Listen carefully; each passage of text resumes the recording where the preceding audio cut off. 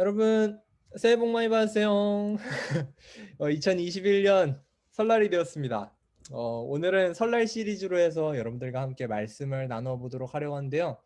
여러분 모두 준비되셨습니까? 준비되었으면 동그라미 한번 엄지척 한번 보여주시면 시작하겠습니다. 네, 좋습니다. 모두들 기분이 좋아 보이는 것 같아서 저도 기분이 좋네요. 설날 이렇게 이야기를 하면 떠오르는 것들이 많이 있습니다. 사실 학생 때 설날만큼 좋은 날은 없거든요. 이제 맛있는 음식 먹고 친척들도 만나고 그리고 세뱃돈도 받고 근데 또 세뱃돈도 받고 세뱃돈 네 세뱃돈 때문에 사실 설날이 좋죠. 이것이 여러분들의 마음인 걸 잘 알고 있습니다. 그리고 흔히 우리는 세뱃돈을 받을 때면은 이렇게 저희가 절을 하면서 이렇게 이야기를 하죠. 새해 복 많이 받으세요라고 이야기를 합니다. 복 많이 받으라고 이야기하는 거죠.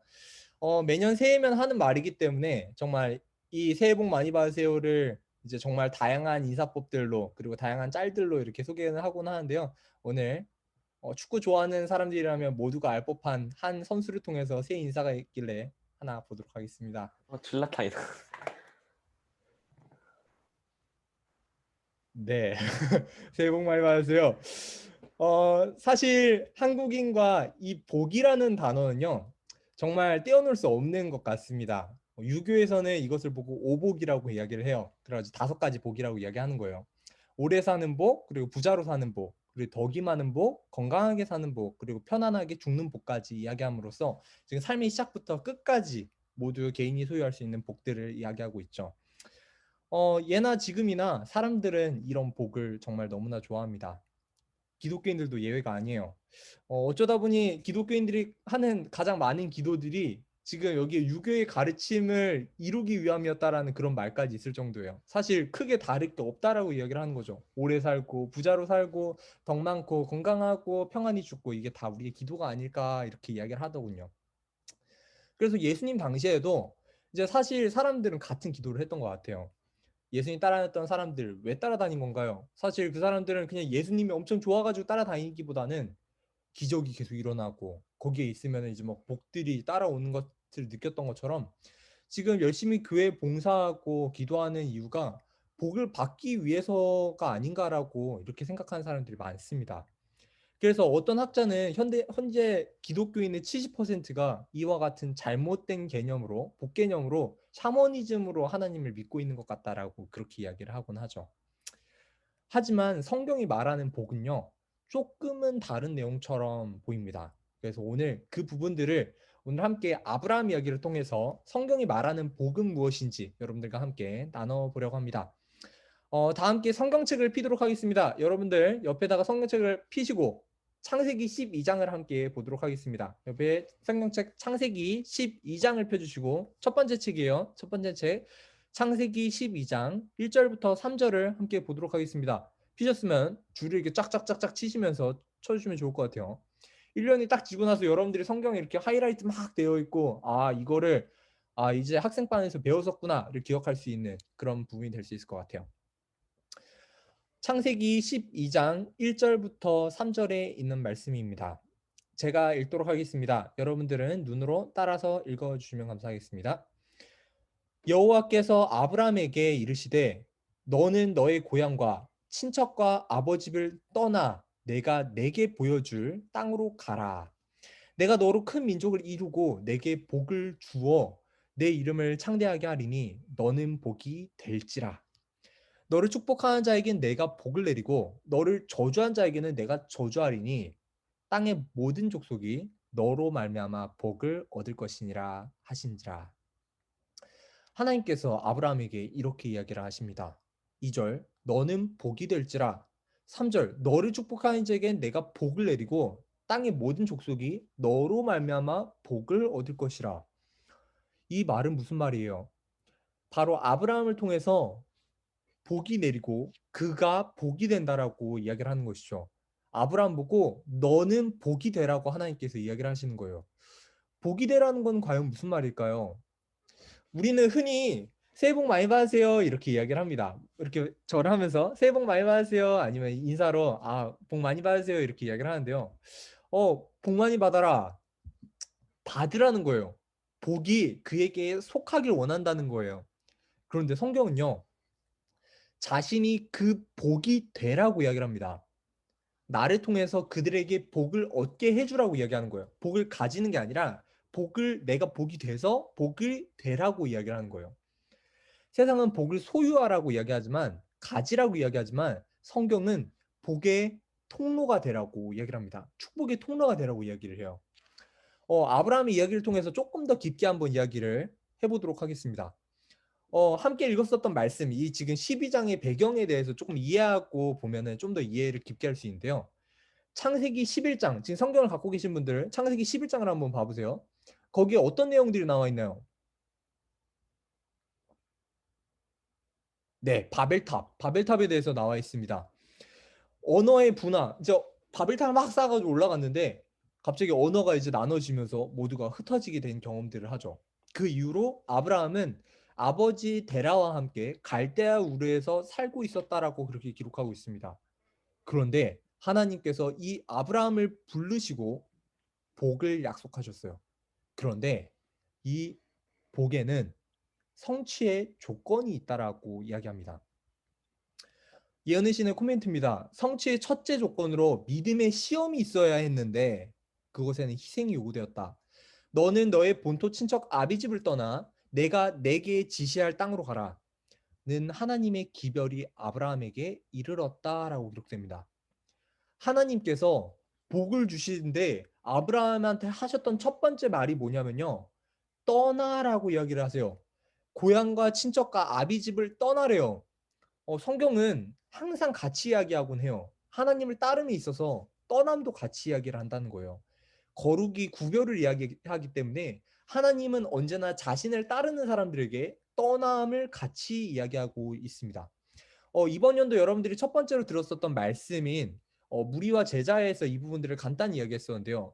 예수님께서 제자들을 부르실 때 제자들은 그물을 버려두고 예수님을 따랐다는 것을 저희가 볼 수 있습니다. 근데 사실 이 고대 사회에서 가족을 떠나서 홀로 선다는 것은 정말로 위험하고 어리석은 행동이었습니다. 왜냐하면 그때 당시에 이제 법이나 아니면은 뭐 이제 카메라나 이런 부분들이 없었기 때문에 약탈과 살인이 정말 마음껏 일어나던 그런 무법지대였기 때문입니다. 그래서 자신의 가족이 아닌 다른 지역으로 이동을 하면은 이 사람들을 믿을 수 있는지도 모르는 거예요. 위험이 언제든지 닥쳐올 수 있는 일들이었기 때문에 사람들은 이 가족끼리 뭉쳐서 지냈던 것이었죠. 그러면 왜 하나님께서 그에게 떠나라고 이야기했던 건지 저희는 이해할 필요가 있습니다. 그리고 오늘날 우리에게 이 떠나라는 말씀은 무슨 의미일까요? 하나님을 따르기 위해서 고향, 친척 그리고 아버지를 떠나라는 겁니까? 저는 그냥 그게 전부라면요. 저는 지금 복 받을 준비가 다 됐습니다. 저는 친척과 부모님을 떠나서 지금 미국에 와 있으니까 확실히 성공한 거죠. 아마 다른 곳으로 이사를 가고 아니면 직장을 버리고 부모 형제를 포기하라는 말씀은 아닌 것처럼 보입니다. 우리가 떠나야 할 곳이 무엇이냐고 여기서 이야기하냐면요. 우리의 옛 습관과 옛 사람을 떠나라고 이야기하는 것입니다. 아버지와 고향, 친척에게서 떠나라는 의미는 그저 집을 나와가지고 독립해라라는 그런 의미로 한 말이 아니었습니다. 하나님께서 아브라함을 갈대아 우르로 불러주셨던 이유는요. 그곳이 하나님을 섬기는 데 있어서 온전치 못한 곳이었기 때문입니다. 우상 숭배가 일상화되어 있던 곳이었기 때문에 그 가족이 우상 숭배를 했었던 아버지 아래였기 때문에 그곳에서 나오라고 이야기한 것이죠. 하나님을 섬기기에 옳지 못한 삶의 모습에서 나오라고 탈피하라고 이야기하신 것이라는 겁니다. 우리의 삶의 모습이 하나님을 섬기는데 지금 적합하지 못하다면 우리는 그 복을 받기 전에 우리 자신의 모습을 변화시켜야 한다는 거예요. 거기서 나와야 된다는 겁니다. 그 이후에 하나님을 만나고 축복의 통로가 될 수 있다는 것입니다. 성경의 축복은요, 항상 하나님을 믿는 사람들을 통하여서 이렇게 이루어짐을 볼 수 있습니다. 저희가 잘 알고 있는 이 요셉의 이야기예요. 이 요셉의 이야기 가운데 이 축복이 어떻게 이루어지는지를 정확하게 묘사를 해주고 있습니다. 그의 주인이 여호와께서 그와 함께 하심을 보며 또 여호와께서 그의 범사에 형통케 하심을 보았더라. 주인이 뭐라고 이야기해요? 하나님께서 지금 그와 함께하고 있다라는 걸 보았다라고 이야기합니다. 노예 생활을 하고 있는 이 요셉을 보고서 그의 주인 보디발이 했었던 고백입니다. 여호와께서 그와 함께 하신 것을 보게 하고 범사에 형통케 하심을 보았다. 여러분 지금 요셉의 지금 현재 상황을 여러분들이 주시해서 볼 필요가 있습니다. 지금 이 요셉은 되게 축복받은 상황인가요? 지금 노예예요, 노예. 지금 주인 보디발 밑에서 일을 하고 있는 노예입니다. 근데 보디발은 그 노예를 보고서 하나님께서 그와 함께 하시고 범사에 형통케 하고 있다라는 것을 보고 있어요. 복을 줬다라고 이야기하는 것이죠. 다른 성자 보겠습니다. 그가 요셉에게 자기의 집과 그의 모든 소유를 주관하게 한 때부터 여호와께서 요셉을 위하여 그 애굽 사람의 집에 복을 내리심으로 여호와의 복이 그의 집과 밭에 있는 모든 소유에 미친지라.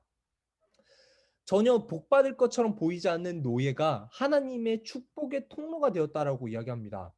하나님이 그를 위해서 그를 통하여 주변 사람에게 복을 내리셨다라고 이야기하는 거예요. 요셉을 위하여 그 사람에게 복을 내리심으로 여호와의 복이 모든 소유에 미쳤다라고 이야기하는 거죠. 다음, 지금 요셉은 감옥에 또 갇혔습니다. 감옥에 갇혔는데 지금 그 성경절을 뭐라고 하냐면요. 여호와께서 요셉과 함께 하시고 그에게 인자를 더하사 간수장에게 은혜를 받게 하심에 감옥에 갇혔어요. 감옥에 갇힌 그의 모습은요. 복받은 건가요? 전혀 복받은 것처럼 보이지 않지만 그를 통하여 간수장에게 하나님의 은혜와 복을 내려주신다는 겁니다.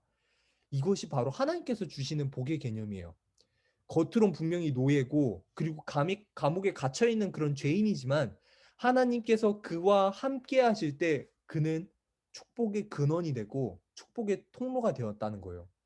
그리고 수많은 사람들이 그를 통하여서 하나님께서 살아계심을 고백하게 만든다는 겁니다. 그리고 그의 삶은 나중에 정말 크게 성장함으로 크게 높아짐으로 모든 사람이 정말 세상적으로도 축복받음으로 하나님께서 그에게 축복하심을 모두가 부인할 수 없게 고백하게 만드시죠. 성경은 이 복을 보고서 소유하는 개념으로 이야기하지 않습니다. 내가 가지는 것으로 이야기하지 않아요. 내가 돈 많이 벌고 성공해가지고 집 짓고 이렇게 떵떵거리는 그런 소유하는 개념으로 말하지 않습니다. 그 대신 성경이 말하는 이 복은 하나님과 함께 하는 것이 바로 복이다라고 이야기를 하고 있는 것이에요. 하나님의 것이 된다라고 이야기하는 거예요. 하나님의 소유되는 것이 바로 복이라고 이야기하는 것이죠. 하나님과 함께 하는 것이 바로 복이다.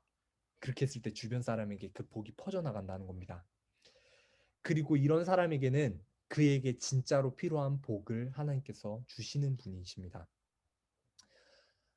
하나님께 가까이함이 내게 복이라. 다윗 또한 이렇게 이야기합니다. 복 있는 사람이 누구인지 이야기했었던 시편 1편에서는 오직 여호와의 율법을 즐거워하며 그의 율법을 주야로 묵상하는 사람이 바로 이 복 있는 사람이라고 이야기합니다. 하나님께 가까이 가는 것, 하나님의 말씀을 묵상하는 사람, 이것이 바로 복 있는 사람이라고 이야기하는 것이죠. 너는 복이 될지라. 이 말씀은요, 오늘날 우리에게도 동일하게 주시는 하나님의 말씀입니다. 약속입니다. 우리를 위해 자신의 독생자까지 주셨던 그리고 십자가에 내어주신 하나님, 이분이 바로 복의 근원입니다. 우리가 이 하나님을 잘 믿어야 되겠습니다. 하나님의 말씀을 잘 믿고 순종하면 순종할수록 하나님 안에 있는 그 복이 우리 안에 흘러 들어온다는 것이죠. 그래서 우리도 복의 근원, 복의 저수지, 복의 통로가 되는 거예요. 나이아가라 폭포에 가보면 어마어마하게 많은 물들이 쏟아져 내립니다. 아니, 어떻게 저 많은 물들이 계속 쏟아져 내릴까? 어디서 저렇게 물들이 오길래 계속 쏟아질까? 이런 질문들이 떠오르죠. 그것은 바로 나이아가라 폭포 위에 캐나다 온타리오 호수에서 물이 계속해가지고 공급되기 때문이라고 이야기합니다. 우리가 이와 같이 폭포수처럼 이 복을 흘러내기 위해서는요, 이 물을 주는 근원이 있어야 돼요. 우리가 그 복의 근원 되시는 그 하나님으로부터 복을 폭포수와 같이 공급받을 때 우리 안에 복이 흘러넘쳐서 사람들에게 폭포수처럼 흘러줄 수 있다는 것입니다. 3절의 말씀은요. 오늘 나왔었던 이 주제 성경절의 3절의 말씀은 너를 축복하는 자에게 내가 복을 내리고 너를 저주하는 자에게 내가 저주하리니 땅의 모든 족속이 너로 말미암아 복을 얻을 것이라 하신지라. 하나님은 우리를 복의 통로로 삼으시고 우리로 말미암아서 다른 사람들이 복을 받게 하길 원하십니다. 복 많이 받으세요. 새해 복 많이 받으세요. 라는 말이 우리의 삶을 통해서 이루어지길 바라신다는 겁니다. 우리의 삶이, 우리의 복이 내가 받는 것으로 멈춰지는 것이 아니라 다른 사람에게 복으로 흘러 넘쳐가기를 간절히 바라면서 오늘 한 가지 영상을 보고 마치려고 합니다. 타이 광고에 나왔었던 한 영상입니다. 복을 전하는 삶이 무엇인지 이 영상이 정말 잘 담고 있는 것 같아서 여러분들과 함께 이 영상을 보고 마치도록 하겠습니다. 복을 전하는 삶이 무엇인지 여러분들이 이 영상 가운데 한번 발견하게 되길 소망합니다. 함께 영상 보도록 하겠습니다.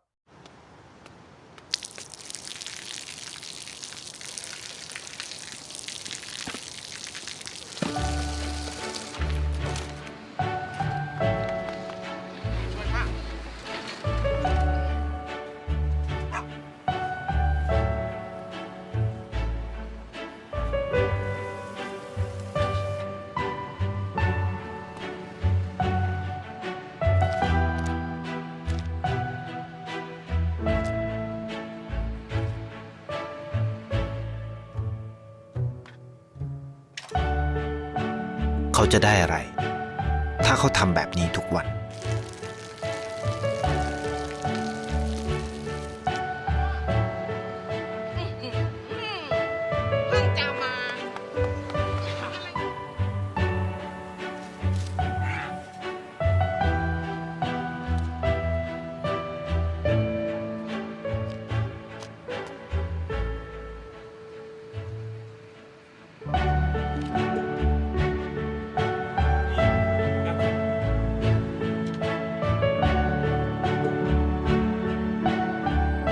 เขาจะไม่ได้อะไรเลยไม่ได้รวยขึ้นไม่ได้ออกทีวีไม่มีใครรู้จักไม่ได้มีชื่อเสียงที่มากขึ้น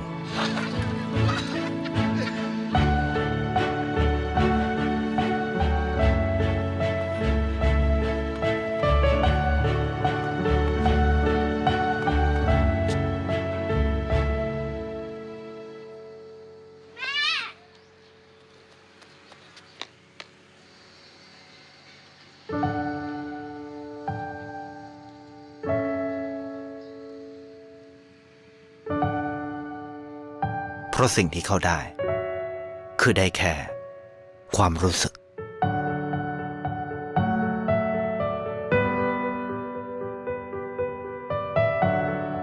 ได้เห็นความสุข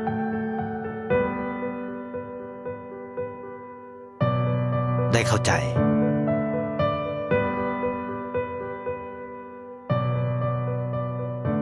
ได้ความรักได้ในสิ่งที่เงินซื้อไม่ได้ได้โลกที่สวยงามกว่าเดิม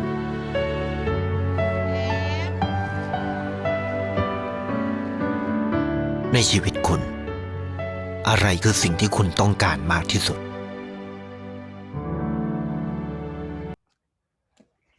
네.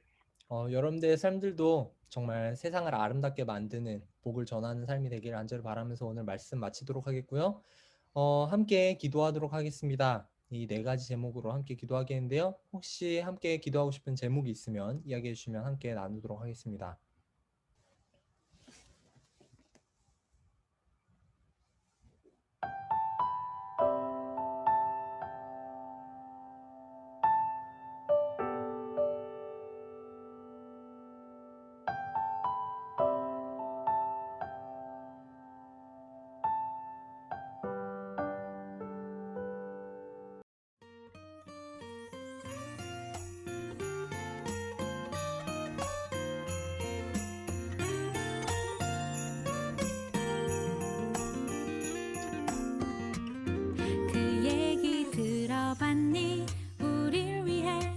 구주가 나셨대. 베들레헴 작은 마국간에서 태어나셨대. 아주 오래전부터 예언되었던 그 일 오늘 바로 이뤄진 거야. 그 얘기 들어봤니? 우릴 위해 구주가 나셨대. 베들레헴 작은 마국간에서 오늘 태어나셨대. 우릴 죄악 가운데 버려둘 수 없어서 하나님의 사랑이 여기 내려오셨대. 도착.